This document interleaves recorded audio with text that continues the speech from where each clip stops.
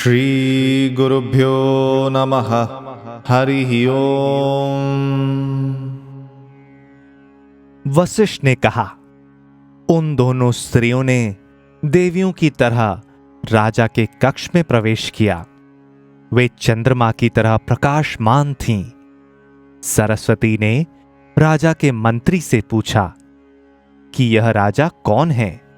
तो मंत्री ने उत्तर दिया कि ये राजा विदुरथ हैं। तब सरस्वती ने राजा के सिर पर हाथ रखा और उसे आशीर्वाद दिया। सरस्वती ने राजा को इस बात के लिए प्रेरित किया कि वे अपने विगत जन्मों का स्मरण करें।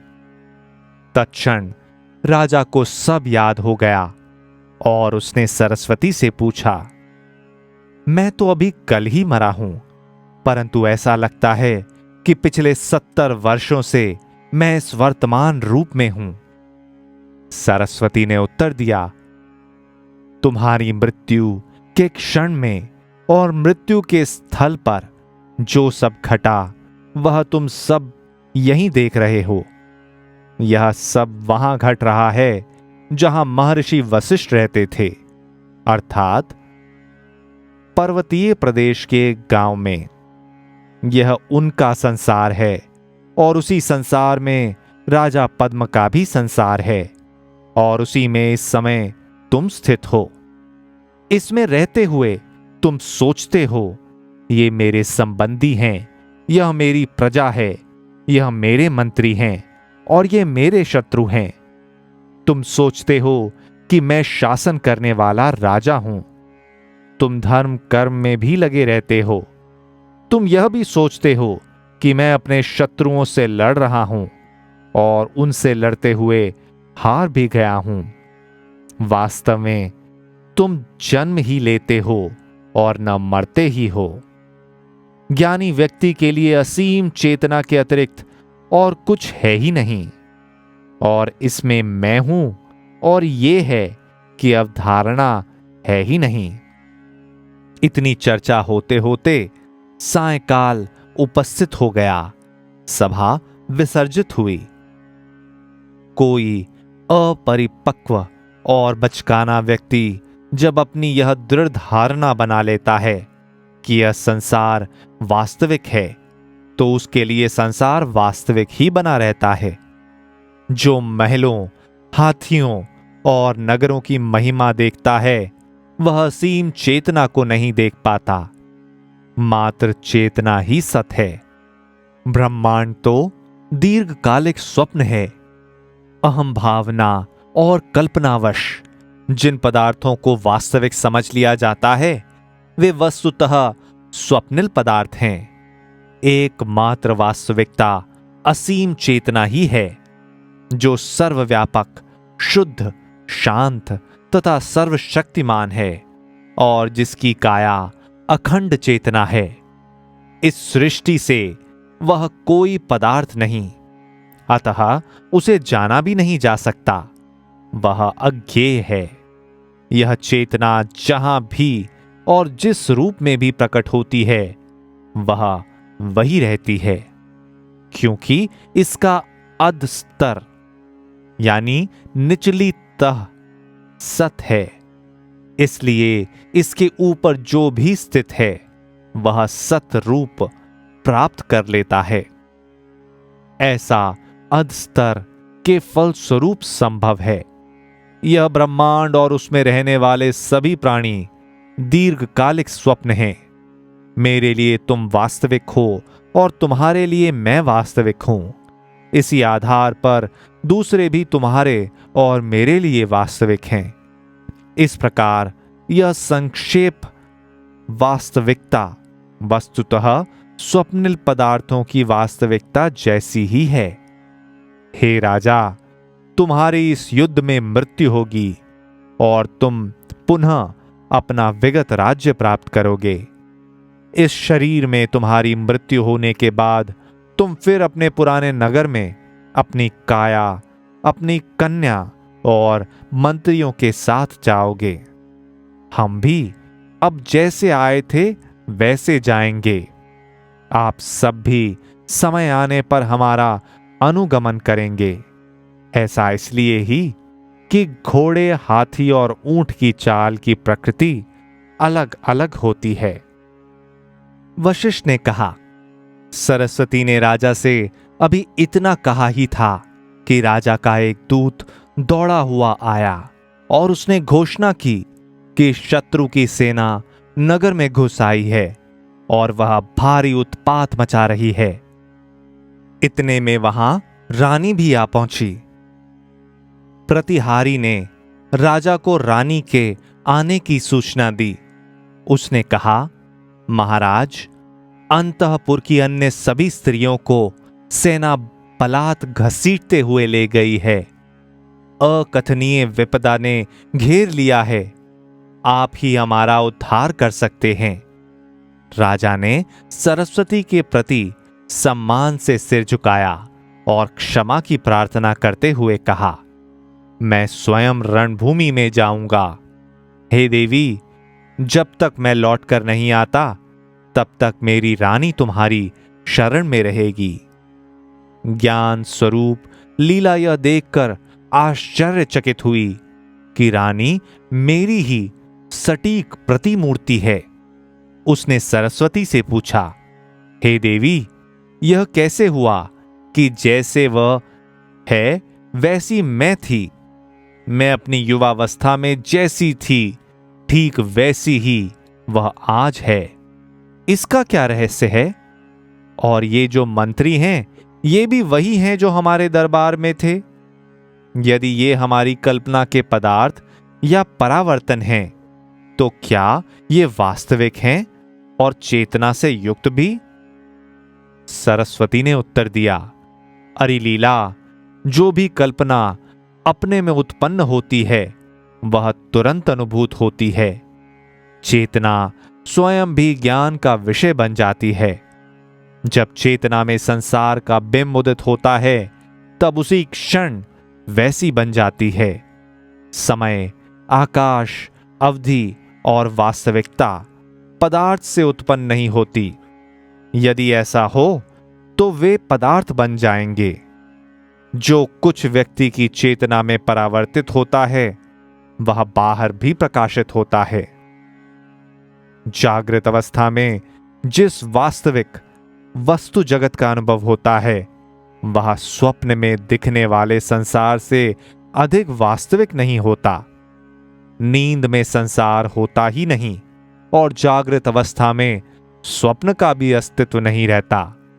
इसी प्रकार मृत्यु जीवन का खंडन तो करती है, जबकि जीवित अवस्था में मृत्यु का भी कोई अस्तित्व नहीं रहता।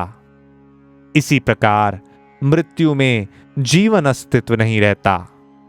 दोनों छोरों को एक साथ रखने वाला अनुभव कभी एक होता है और कभी नहीं होता। कोई यह नहीं कह सकता कि यह सत है या वह यही कह सकता है कि उनका आधार सत है। ब्रह्मांड ब्रह्म में एक शब्द या विचार के रूप में ही रहता है।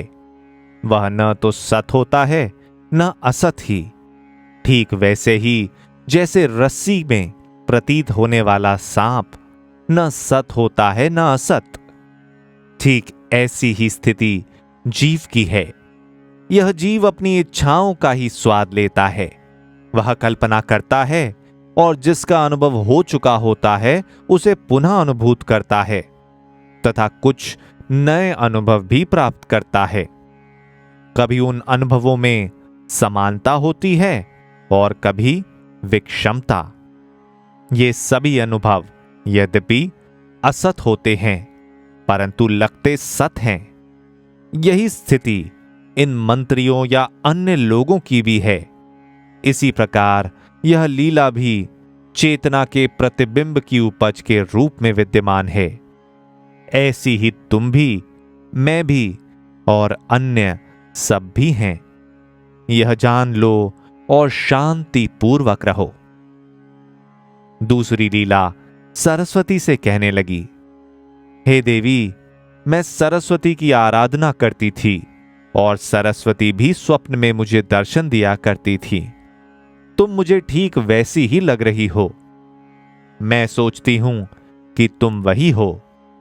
मैं तुमसे विनयपूर्वक प्रार्थना करती हूं कि मुझे यह वर दो, जब मेरा पति रणभूमि में मृत्यु का वरण कर ले और फिर जिस लोक में वह जाए उस लोक में उसके साथ मैं इसी शरीर में जाऊं।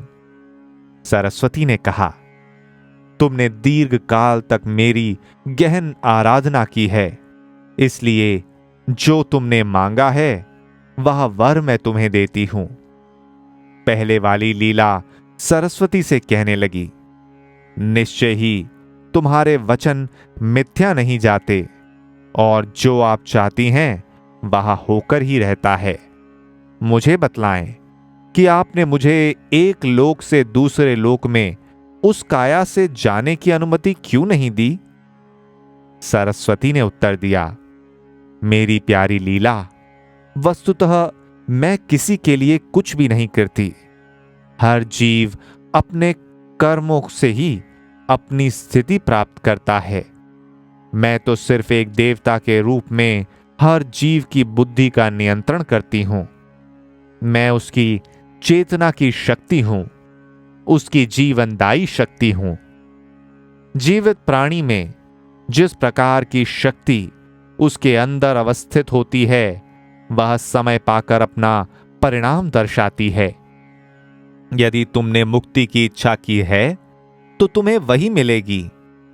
तुम इसे देवता की पूजा या आराधना या तप मान लेती हो, परंतु एकमात्र यह चेतना ही है जो तुम्हें देवता की पूजा, आराधना या तप का फल प्रदान कराती है। ठीक वैसे ही जैसे फल गिरता तो पेड़ से है, परंतु तुम मान लेती हो कि आकाश से टपका है। वशिष्ठ ने कहा, यह चर्चा चल ही रही थी कि राजा विदुरथ रथ पर चढ़े और रणक्षेत्र की ओर चल पड़े। दुर्भाग्य से उन्होंने तब तक अपनी और शत्रु की सेना की सापेक्ष शक्ति का अनुमान नहीं लगाया था, इसलिए वे सीधे शत्रु सेना के अधिकारियों से जा भिड़े। दोनों लीला, सरस्वती तथा राजकुमारी भी राजमहल के उस कक्ष से युद्ध देख रही थीं।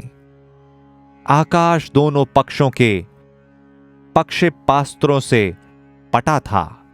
सभी जगह योद्धाओं की चीख पुकार सुनाई पड़ रही थी। पूरे नगर पर धूल और धुएं के बादल छा गए थे। जब दोनों सेनाओं के अस्त्र टकराते तब खट खट, टक टक और झनझन का शब्द होता रहता। दूसरी लीला ने सरस्वती से पूछा, हे देवी, कृपा करके मुझे बतलाएं कि आपके आशीर्वाद मिलने पर भी मेरे पति युद्ध में क्यों नहीं जीत पाए? सरस्वती ने उत्तर दिया, इसमें संदेह नहीं कि राजा विदुरथ ने मेरी अर्चना आराधना खूब की, परंतु उसने युद्ध में विजय होने के लिए प्रार्थना नहीं की। हर व्यक्ति की बुद्धि में चेतना का निवास रहता है। मैं व्यक्ति को वही देती हूं जिसे वह प्राप्त करना चाहता है। व्यक्ति कुछ भी चाह सकता है, मैं उसे वही प्रसाद रूप में प्रदान करती हूं। अग्नि ताप देगी, यह तो स्वाभाविक ही है। उसने मुक्ति मांगी, उसे मुक्ति प्राप्त होगी। इसके विपरीत सिंधु नरेश ने भी मेरी पूजा आराधना की और युद्ध में विजय के लिए प्रार्थना की। इसलिए राजा विदुरथ युद्ध में मारे जाएंगे और समय पाकर वे आप दोनों से मिलेंगे और मुक्ति प्राप्त करेंगे। सिंधु नरेश युद्ध में विजयी होंगे और वे देश पर शासन करेंगे। एक स्थिति ऐसी भी उत्पन्न हुई कि दोनों नरेश रथों से विरत हो गए। विदुरथ दूसरे नए रथ पर सवार होने को ही थे कि सिंधु नरेश ने उसे काट डाला। विदुरथ को गिरते देखकर दूसरी लीला मूर्छित हो गई। पहली लीला ने सरस्वती से कहा, हे देवी, देखें, मेरा पति अब प्रेत रूप में प्रकट होगा। सरस्वती ने कहा, मेरी प्यारी लीला, ये भयानक युद्ध, सारा विनाश और मृत्यु स्वप्नवत सत्य है। न तो यहां राज्य ही है, न भूमि ही। यह सभी कुछ पवित्र आत्मा वशिष्ठ की पहाड़ी पर स्थित आवास के अंदर हो रहा है। इस महल, इस रणभूमि और इस सब कुछ का अस्तित्व कहीं और नहीं बल्कि तुम्हारे महल के अंदरूनी कक्ष में है। वस्तुतः संपूर्ण ब्रह्मांड ही वही है। उस पवित्र आत्मा के आवास के भीतर ही राजा पद्म का संसार है और उस लोक में राजा के महल के अंदर ही घटी सब घटनाओं को तुमने देखा है। यह सब कुछ कल्पना है, भ्रम है। एकमात्र वास्तविकता तो यह है कि न कुछ पैदा ही होता है और न कुछ नष्ट ही। यह तो असीम चेतना है जो अज्ञानी को ब्रह्मांड दिखाई देती है। जिस प्रकार स्वप्न देखने वाले को संपूर्ण नगर अपने अंदर दिखाई देता है, उसी प्रकार ये तीनों लोक छोटे से एक परमाणु में स्थित हैं। निश्चय ही उन लोकों में भी परमाणु हैं और उनमें से हर परमाणु में तीनों लोक स्थित हैं। दूसरी लीला जो मूर्छित होकर गिरी है, वह उस लोक में जा पहुंची है जिसमें तुम्हारे पति का शव पड़ा है। लीला ने कहा, हे देवी, मुझे बताएं कि वह पहले से ही वहां कैसे पहुंच गई और उससे वहां क्या क्या लोग क्या क्या कह रहे हैं। सरस्वती ने उत्तर दिया, जिस प्रकार आप दोनों राजा के लिए प्रिय वस्तुएं थीं, उसी प्रकार स्वयं राजा और भी स्वप्निल पदार्थ थे। जो यह जानता है वे उन्हें पदार्थ के रूप में नहीं देखता। असीम चेतना में हम एक दूसरे को कल्पना में उत्पन्न कर लेते हैं। वह दूसरी सुंदरी लीला निश्चय ही तुम ही हो। उसने मेरी आराधना की और प्रार्थना की कि मैं कभी विधवा न हूं। अतः राजा दम तोड़ता उससे पहले ही उसने महल छोड़ दिया। वशिष्ठ ने कहा, हे राम, दूसरी लीला ने सरस्वती से वर प्राप्त किया था। वह आकाश में पहुंची और वहां उसकी भेंट उसकी अपनी लड़की से हुई। लड़की ने लीला को अपना परिचय दिया और लीला ने उससे कहा कि मुझे मेरे पति से मिला दो। फिर वह लड़की अपनी मां के साथ उड़कर वहां जा पहुंची। इस ब्रह्मांड को पार करते समय लीला ने इस ब्रह्मांड को घेरे रखने वाले सागरों तथा अन्य अनेक तत्वों को पार किया और असीम चेतना में प्रविष्ट हुई। असीम चेतना में ऐसे अनगिनत ब्रह्मांड हैं जो एक दूसरे के अस्तित्व से अनभिज्ञ हैं। लीला उनमें से एक में प्रविष्ट हुई। उसी में उसके पति का शव फूलों से ढका हुआ पड़ा था। उसने सोचा, सरस्वती की कृपा से मैं सशरीर यहां पहुंची हूं। मैं अत्यंत सौभाग्यशालिनी हूं। वह राजा के शरीर को पंखे से हवा करने लगी। सरस्वती ने पहले वाली लीला से कहा, राजा, राजमहल के सभी परिजन आदि सभी असीम चेतना हैं। इन सब का आधार भी असीम चेतना का परावर्तन ही है। फिर इस अनोखी सृष्टि के क्रम के संबंध में पहले से दृढ़ धारणा चली आ रही है, इसलिए लोग एक दूसरे को पहचानते हैं।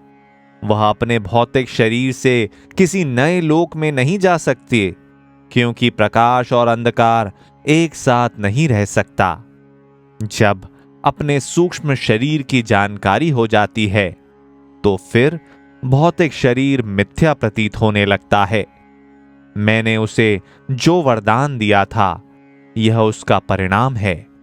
वरदान प्राप्त करने वाला सोचता है, वर देने वाले ने मुझे जो वर दिया है, अब मैं वह हूं।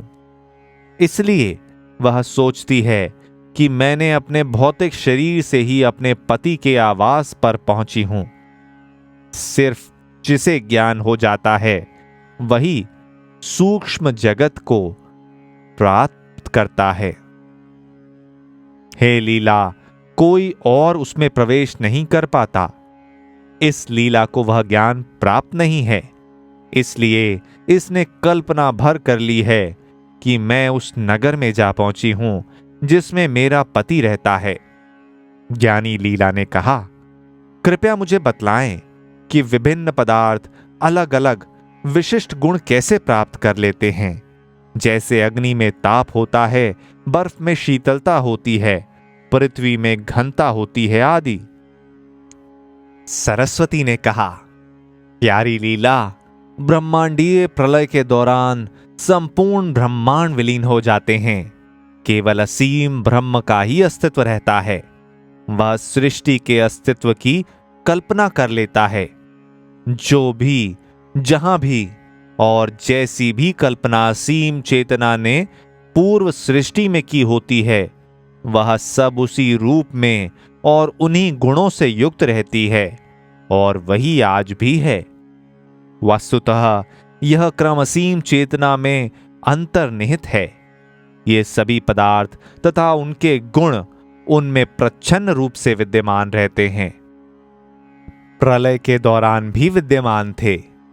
वे विलीन होते भी तो किसमें? फिर कोई पदार्थ अस्तित्वहीन कैसे हो सकता है? कंगन के रूप में प्रतिष्ठित होने वाला सोना पूर्णतः आकार रहित नहीं हो सकता। ऐसी ही ब्रह्मांड की व्यवस्था या नियति है जिसमें कोई भी अभी तक परिवर्तन नहीं ला सका है।